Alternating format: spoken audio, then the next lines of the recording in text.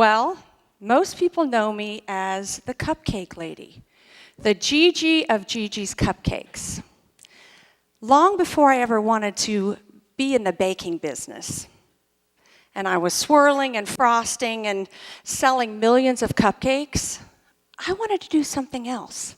I had another dream, to be on the bright lights and big stages and be a country music singer-songwriter. Go figure, I'm in Nashville. I dreamed of those bright lights. And this is the dream that taught me one of the most powerful yet shocking lessons that I have ever learned. A lesson that absolutely violated everything I knew about being successful. Dreams die hard. Yeah, they do. At 19, I dropped out of college. Don't recommend that to anyone. Took my second semester college money, made a demo, and moved to Nashville, the place where country music dreams are supposed to come true. That risk caused me to lose everything. I knew no one, didn't have a place to live, didn't have a job, and only had $500 left to my name. But I was just doing what I was taught. Dream big, reach for the stars, and whatever you do, do not give up. So I took the leap. I went for it. I was following the script of what successful people always say to do. Persevere, hustle, work hard, never take no for an answer. I did that. Okay, got that. Now, to fund my music dream, I had to do something to work. So I started a cleaning business at 15 years old. I would work during the day after school and then sing music at night. Well, it was just a natural fit for me when I moved to Nashville to start Gigi's cleaning company over again. It wasn't easy, but it didn't matter. I was rekindling my entrepreneurial spirit. So I just went for it because I was still dreaming on that prize of the bright lights and big stages. I washed, scoured, scrubbed, did everything I could do to ensure my day job never got in the way of my big dream. I had my own hours, and I was my own boss. And all of a sudden, I started cleaning for very high-profile business executives, doctors, lawyers, top people in the music industry. I want to tell you, these hands, right here, I have washed and scrubbed over 65,000 toilets in my lifetime, and I'm proud of that, right? It's all about hard work. And I have the scars and calluses to prove it, right here. And the cleaning business really became a very profitable business for me. But I was still clinging to those bright lights and those country stages. Couldn't get over it. So, there I am. That's at Roberts. If you all are out of town and want to go to a cool place, go to Roberts. So, there I was, bright lights, big stages. And I was just doing what I was taught. Stay focused. Make sure you do not ever give up. Persevere, and in the end, we'll prevail, right? That's what we're all taught. So I was just doing what I was taught. Until one day, something happened to me that absolutely shook me to the core, and it changed my complete future. I remember like it happened yesterday. I started cleaning a house for a new family in town. They had a 15-year-old daughter full of musical talent. And by this time, I've been chasing my dream as long as she'd been alive. I remember I was cleaning the teen's bathroom, and she started playing a song, practicing, I just wrote this song. I'm like, cleaning her toilet. And she was playing a song you guys might have heard of. It was called Teardrops on My Guitar. Yeah. As she played that song, I knew where she was going. I was not. She was going to live my lifelong dream. And my dream, it was dying. She'd later go on to win country music awards, Grammys, dominate the pop charts.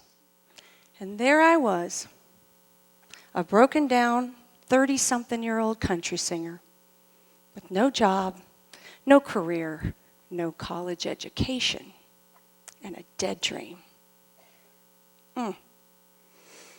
Well, that day, I packed my cleaning supplies in my truck, and I drove off with a broken heart, asking, why? All this sacrifice and hard work for nothing? Really? This is not supposed to turn out like this. I had dedicated my life, stayed focused, worked harder, honed my craft, met top people in the music industry. And at that moment, I knew I had to stop beating my head against the wall to create a tiny little opening when there was obviously no door, no tiny little window. We are always taught, stay focused on your dream. Never let your dream die, right? All taught that. Well, here to tell you, sometimes you just have to let that dream die. You do. At that moment, I had to. I had not another option. But that is sometimes when you can find something that you're really supposed to create. That doesn't mean you're not going to suffer. You're not going to wrestle with regret and have a full-on identity crisis. Sometimes you have to grieve. You have to go ahead and embrace discomfort. Oh, just feel it. You know what I'm just going to say? Go ahead and just hug the cactus. Or hug it. Ow. Painful. Awkward. We have to do it, right? Oh, I hate this. I hate this change. I don't like it. I'm uncomfortable. We just got to do it sometimes. Now, hold on, I'm getting this word. Despite perception, there I go. Despite perception, it's okay to be broken. Broken in every way. Because in brokenness, that is where you find freedom. Freedom. There's freedom in brokenness. Hurting heart, no direction, no money. I stayed in this space for 2 years, asking, why? I was not supposed to turn out like this. Well, I decided that I was going to do something different, okay? I had been worn to a thread from chasing that music dream. And I decided, you know what? I'm going to expand my cleaning business. I'm going to hire others to help me. I'm going to pay my bills off. I'm going to buy a little house.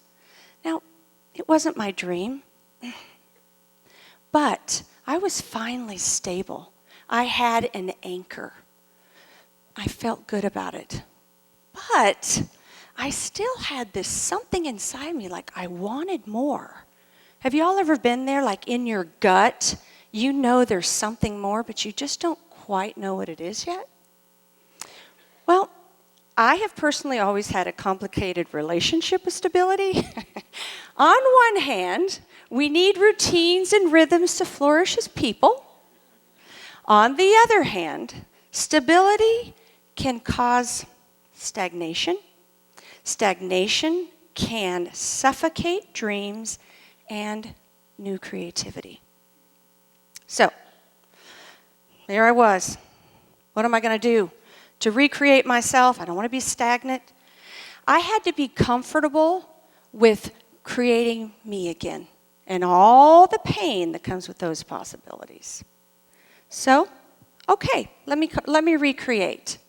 Back in 2007 in the fall, I was cleaning for a client, cleaning her actually bathroom at the time again. Sorry. Keep going back to that. And my brother called. He's like, I've been standing in New York City for 2 hours at a cupcake shop. And, I'm eating a red velvet cupcake, and yours is better than theirs. You should open a cupcake shop in Nashville. I was like, what? Wait. He had reminded me. He reminded me of another love that came naturally to me like music, baking. I remember I had my pink cleaning gloves on. I looked in that mirror and I'm like, why not me? Why not? In fact, why not you? Really? We have one life. Why not? Well, back in 2007, the cupcake business wasn't that popular. It didn't equal millions of dollars. So I went to the bank. I went to 4 banks, actually. They all totally laughed in my face. They're like, cupcakes? Are you kidding me? I'm like, no, I wasn't kidding. Are you crazy? I don't think so. Absolutely not. No. Like, wait, I don't understand this. Wait a minute. I've had a successful cleaning business for almost 18 years at that time. I had a little bit of savings, excellent credit, and getting a small business loan for a female was pretty popular at that time, so why couldn't I? I was like, what the heck? I had spent the last 15 years chasing my music dream, and every day was told no. No, your voice isn't strong enough. No, you're not pretty enough. No, your songs aren't up to par. So you think I was going to let the bankers, those no's from the bankers, stop me at this point? Hell no. I did what most people thought was crazy. I took out $100,000 cash advances on my credit cards and I went for it. Talk about a risk. Thank you. Talk about a risk. But at that point, I was like, bring it. What can man do to me? I've lost everything already. Who cares? I'm cleaning houses. So that's really what I said. So here I go. I'm ready for a new dream. Here's the funny thing about an entrepreneur. We really enjoy the thrill of loss. Because it's really not about money with us. It's not. It's about the thrill of creating something new. The thrill. So, February 21st, 2007, this audacious idea of a cupcake shop became a reality. And Gigi's Cupcakes in Nashville opened. Yay. Thank you.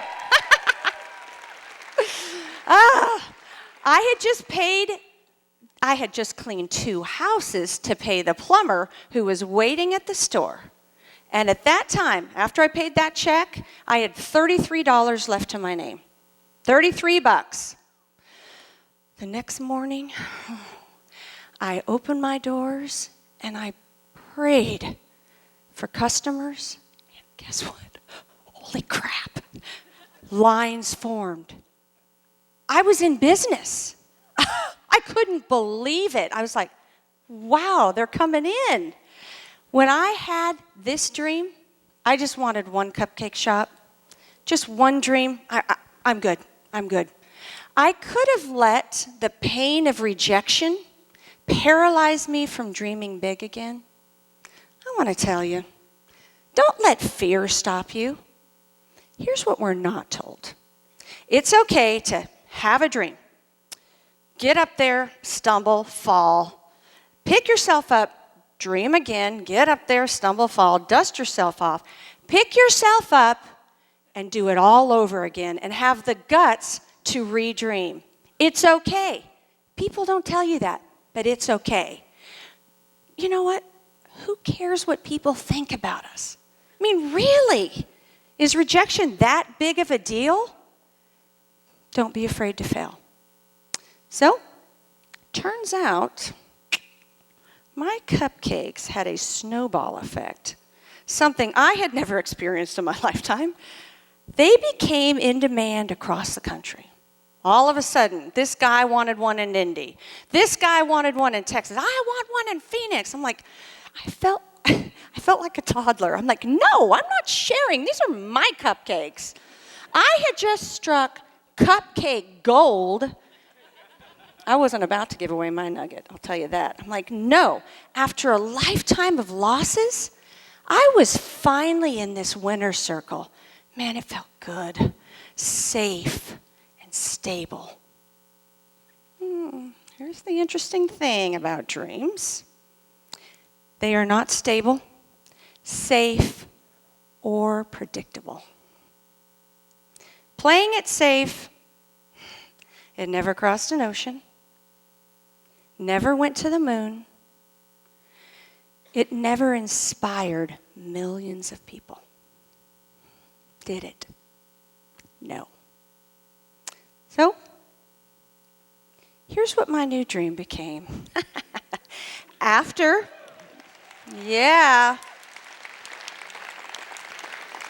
These hands, they shuffled through the ruins of loss, grabbed important skills, and pushed aside all of the perceptions we're told about success. No, I got this.